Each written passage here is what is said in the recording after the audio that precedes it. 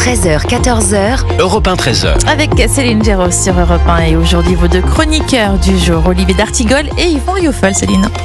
Et Donald Trump qui va donc prêter serment ce soir à 18h. Ne manquez pas d'ailleurs l'édition spéciale sur Europe 1 et CNews de Punchline avec Laurence Ferrari dédiée à cette cérémonie. Donald Trump qui va donc devenir officiellement le 47e président des États-Unis. Le président élu qui démarre très fort en annonçant signer une centaine de décrets dès son investiture. On va écouter Gérard Carrérou, journaliste, éditorialiste et spécialiste des États-Unis. Il expliquait ce matin la stratégie de Donald Trump au micro de Sonia Mabrouk sur Europe 1 et CNews. La politique du gros bâton, c'est un président des États-Unis du début du XXe siècle qui, chaque fois, a utilisé la force. Dans un premier temps, quand il n'arrivait pas à sortir d'un problème, il y allait très fort. Alors, il a dit, c'est le big stick, le gros bâton. Et ça, c'est la technique de Trump. C'est-à-dire que dans un premier temps, il y va très fort, très loin, et il dit, comme quand il dit, attention, si j'ai pas d'accord le vin, je mets le feu au Proche-Orient. Bon, il n'aurait pas mis le feu au Proche-Orient, il n'aurait pas envoyé la bombe atomique, mais c'est sa méthode. Après quoi, les gens ont peur en disant « Oh là là, il est capable, peut-être qu'il peut faire ça », et du coup, il cède un peu de terrain, et lui, il reprend à ce moment-là la bombe. C'est ça la technique de Trump. Voilà la technique de Trump décortiquée par Gérard Carrérou. Alors évidemment, les décrets, on en a parlé, de l'immigration, les droits de douane, l'idéologie wokiste, voilà. Vous avez presque tout donné. Presque tout, j'ai pas tout détaillé, mais ce que je veux dire, c'est que voilà, on sent que voilà, il le dit d'ailleurs qu'il va agir avec une vitesse et une force sans précédent. C'est l'une des forces de Donald Trump qui, avant même son investiture officielle, met ses interlocuteurs, le reste du monde, dans un état d'anxiété concernant la manière dont il va procéder, son calendrier, la nature de ses décisions. Anxiété, mais comme vous venez... c'est le mot qui convient, parce que là, pour le coup, il annonce la couleur. Non, mais oui. Mais alors, d'ailleurs, je suis d'accord avec vous, c'est d'ailleurs, on n'a pas trop de surprises à avoir, puisque l'ensemble de ces grands axes politiques contre l'immigration, contre ce qu'il appelle l'État fédéral profond, sur le fait de relancer une grande politique énergétique, y compris en relançant des forages, pour justement disputer à la Chine ce secteur-là qui est très très important pour une réindustrialisation, la guerre commerciale en commençant par le Mexique, le Canada, la Chine et l'Union européenne à suivre. Donc on connaît les grandes lignes forces. Ce qu'il y a de différent, c'est que là, Trump est préparé. Il ne l'était pas pour son premier mandat. Là, il est préparé. Et d'ailleurs, sans décret, dès la première journée, c'est totalement inédit et spectaculaire, puisque si on prend les chiffres, lors de son premier mandat, il n'avait signé sur 4 ans que 220 décrets.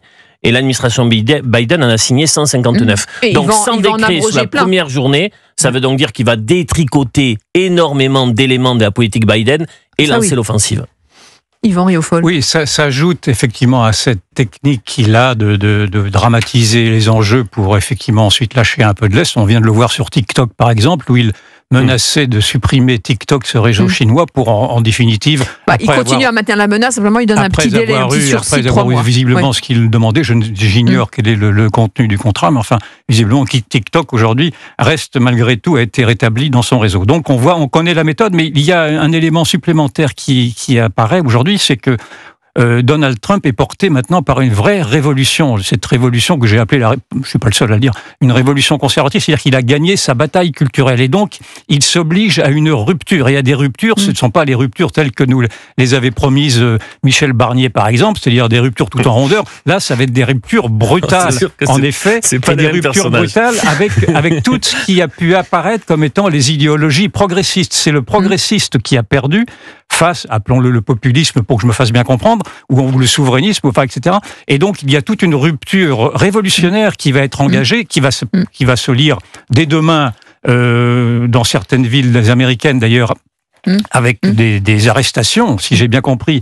de sans-papiers. J'entendais effectivement Gérard Carrérou ce matin nous dire que sous le mandat de Biden, 7,5 millions de clandestins avaient été tolérés. Et je pense qu'une partie de ceux-là sont prêts maintenant à imaginent leur sort avec Donald Trump. Donc on va effectivement avoir une politique qui va cesser avec les bons sentiments, qui va cesser avec le wokisme, qui va cesser avec le politiquement correct, enfin avec tout ce qui nous habite également dans nos propres démocraties occidentales, européennes, je veux dire.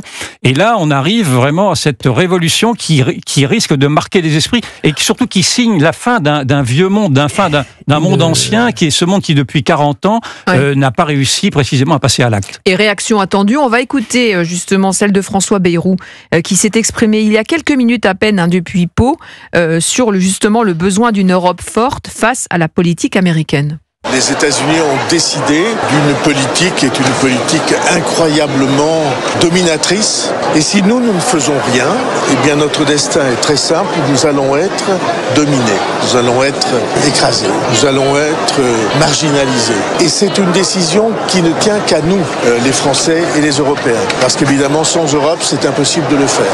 Voilà, François Bayrou, il y a quelques minutes. Voilà, si on fait rien, on va se faire manger. Beaucoup de commentateurs décrivent d'une manière très positive l'arrivée de Trump. Nous verrons si les mêmes ne vont pas dégriser dans quelques semaines ou dans quelques mois, parce que la mise en œuvre de ce qu'il a annoncé aura des conséquences très sévères pour l'Union européenne et pour notre pays. Ça, nous le verrons. En tout cas, à l'échelle de l'Union européenne, la réponse est totalement... c'est pas coordonné. Je vois que les Britanniques veulent négocier en direct, ce que a déjà fait Giorgia Meloni en prenant de l'avance. La seule réponse de la Commission européenne est de dire on va vous acheter un peu plus de gaz liquéfié, ce qui pose un problème d'ailleurs sur le plan environnemental, mais passons. Et peut-être que comme ça, vous serez un peu moins dur dans les tarifs douaniers. Tout ça est une politique de gribouille, alors que Donald Trump a sa feuille de route, qu'il a mis autour de lui des personnes qui ne sont pas des âmes sensibles, qui sont plutôt des rouleaux compresseurs, chacun dans leur domaine.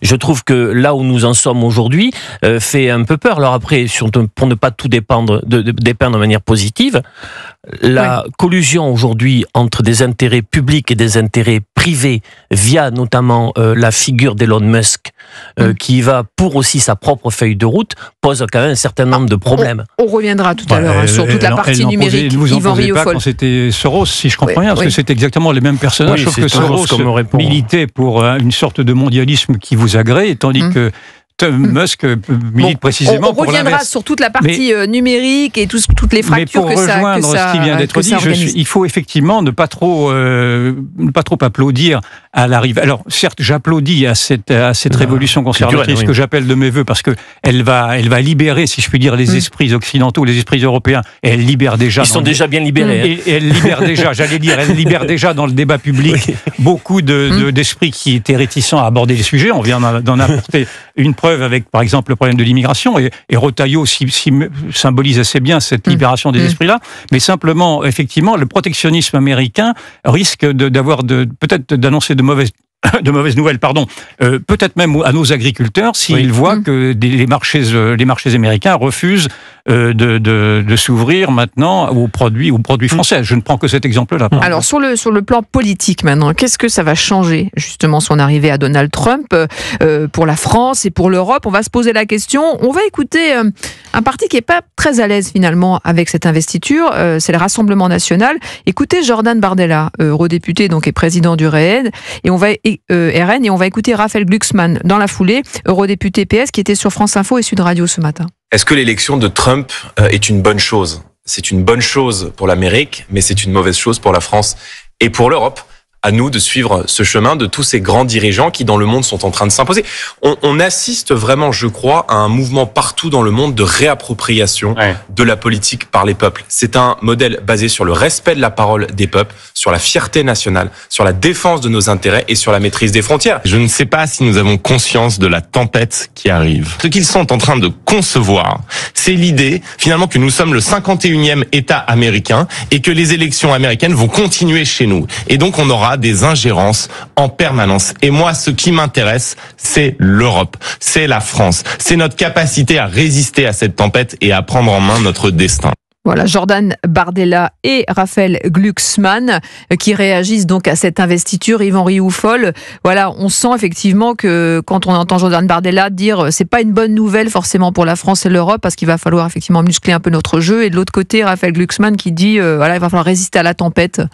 Oui, il y a de l'appréhension des deux côtés. Il y a deux lectures. On peut se réjouir effectivement de cette libération des esprits, de cette libération de la parole publique sur les réseaux sociaux. Je ne sais pas si on y reviendra. Cette libération fait peur précisément à cette gauche sectaire-là. Mais en effet, d'ailleurs, il y a simplement 21% des Français qui approuvent, qui se reconnaissent dans la méthode de Donald Trump. Donc il y a beaucoup de réticence dans l'opinion française elle-même, à travers d'abord son personnage, dont on connaît maintenant toutes les caractéristiques et qui est un peu répulsif. Et quand il parlait de patriotisme, justement, le retour du patriotisme, c'est ce que disait Jordan Bardella, de réappropriation finalement. Oui, mais ça c'est une très bonne chose, mais là, cela montre malgré tout en négatif ce qu'est devenue l'Europe et l'Union européenne depuis ces 30 ou 40 ans où elle a délégué une partie de sa puissance précisément au protectorat américain. C'est-à-dire qu'aujourd'hui on se rend compte que l'Europe est devenue faible à cause précisément de sa dépendance avec les États-Unis, qui a été une dépendance voulue. Mais l'Union fait la force, peut-être, non L'Union de qui? L'Union des pays d'Europe, justement, pour Alors, ce sera peut-être une occasion, précisément, pour rebâtir une Europe qui soit vraiment une Europe des nations, mais qui respecte précisément les singularités de chacun. Mais pour l'instant, ce n'est pas le cas. On a construit une Europe commerciale, une Europe sans âme, et une Europe qui était sous protection américaine. Donc, peut-être que la vertu, effectivement, de Donald Trump sera de réveiller cette grande somnolence européenne qui a laissé croire que l'Union européenne était forte alors qu'elle est faible. Que va changer cette investiture pour le paysage politique français? Oui. Déjà, il y a des lignes de démarcation. On voit très bien que dans l'offre politique nationale, ce qui se revendique le plus du Trumpisme aujourd'hui, c'est Reconquête. Et qui sont d'ailleurs invités et non pas le Rassemblement national. Jean-Marie Le Pen avait sur le plan économique un projet très libéral à la Reagan des années 80, ce qui n'est pas le cas aujourd'hui du Rassemblement national, dont on sait plus trop où est véritablement la ligne économique, mais qui va plutôt parler à une droite sociale, un électorat populaire, et en ne rejetant pas toujours des solutions portées par l'État. Donc on voit bien qu'il y a là des distinctions programmatiques assez sérieuses. D'ailleurs, on le voit bien, Elon Musk soutient l'AfD en Allemagne, parti d'extrême droite, avec lequel le Rassemblement national a plutôt pris ses distances. Mais ça sera intéressant de voir comment les choses se décomptent. Le Rassemblement national sera représenté lors de l'intronisation de... Non, mais je vous assure... Il n'y aura pas Marine Le Pen, en effet. Mais je vous assure, Yvan, que quand on est attentif aux dernières déclarations depuis la victoire de Donald Trump, le RN est moins allant